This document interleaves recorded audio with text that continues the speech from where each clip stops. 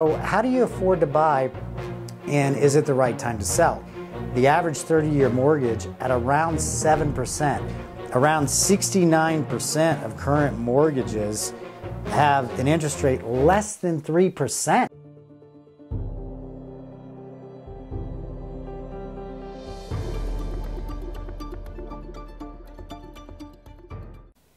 Hi, this is Nathan with Independence Money. Are you looking at buying a home or selling a home?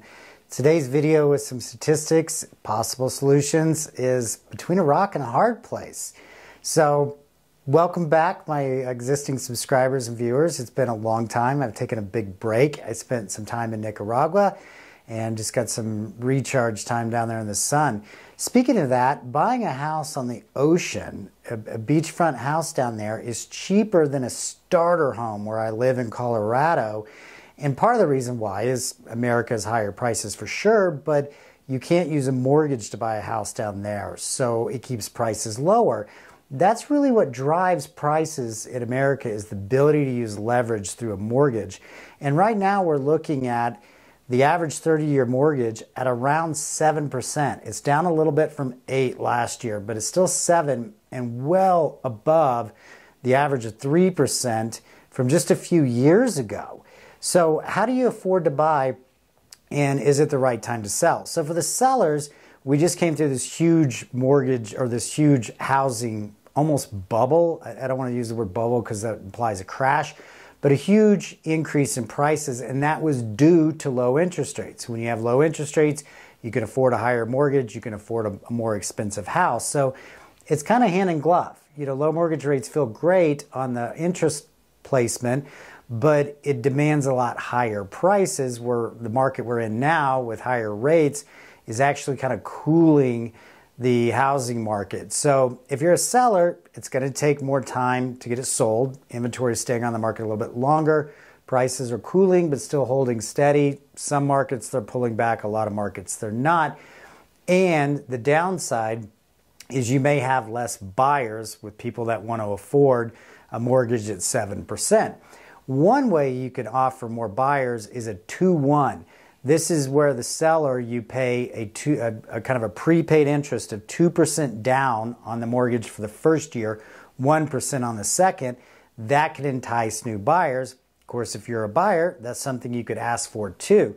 The idea would be, as inflation cools, like the Fed has suggested, they're going to lower interest rates maybe as much as 2%. We could see some 5.5s in the mortgage industry soon, going into next year. And if you had a 2-1 mortgage, then by the time it came to refinance, you could lock in that lower interest rate at around 2%. So that'd be my best strategy for both the buyers and the sellers. For the sellers, it could go against you to wait, because you got to remember there's not as many buyers right now due to the interest rates. And if you wait till interest rates come down to 5.25 or 5.5, then there's going to be a lot more competition from other buyers. On the flip side, there should be more inventory, because a lot of these people, according to this statistic, around 69% of current mortgages have an interest rate less than 3%. So even if a seller wants to move, they don't want to buy at a 7% market when they have a 3% mortgage rate, but they might be willing to do that, all things considered, if they could get an interest rate at 5.25 or 5.5.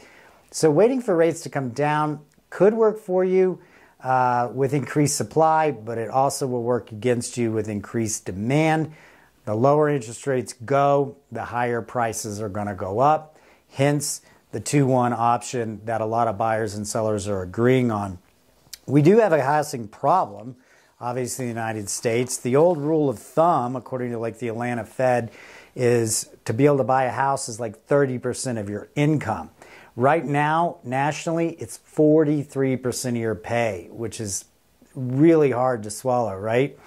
And the affordability index was as low as 33% in 21 and 20 through 23, and now it is well above that. So that's kind of the idea on the housing market. Obviously, we like to have the best of both worlds where we don't have increased prices, normal inventory, and low interest rates, but I don't think we're going to get three of those anytime soon.